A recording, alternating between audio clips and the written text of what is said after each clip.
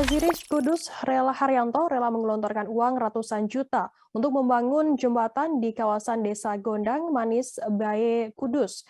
Pemilik usaha PO Haryanto ini langsung bergerak cepat selesai mendengar keluhan warga yang takut melewati jembatan reot saat hendak menuju masjid. Momen tersebut diunggah oleh Rian Mahendra, anak dari Haryanto. Dari unggahan yang dibagikan di Instagram, Haryanto tampak berada di lokasi untuk memantau pengerjaan pembangunan jembatan. Jembatan yang dibangun oleh Haryanto menggantikan jembatan lama yang sudah lapuk. Untuk membangun jembatan itu, bos besar PO Haryanto rela menggelontorkan uang pribadinya mencapai 250 juta rupiah. Adapun jembatan itu merupakan akses utama bagi warga desa Gondang Manis, Baik Kudus, termasuk bagi warga yang hendak beribadah di desa itu harus melewati jembatan reot tersebut. Tak sedikit warga yang khawatir akan kondisi jembatan itu hingga akhirnya ada yang menghubungi bos besar PO Haryanto untuk meminta bantuan. Rencananya jembatan tersebut akan dibangun sepanjang 21 meter dengan lebar 3 meter.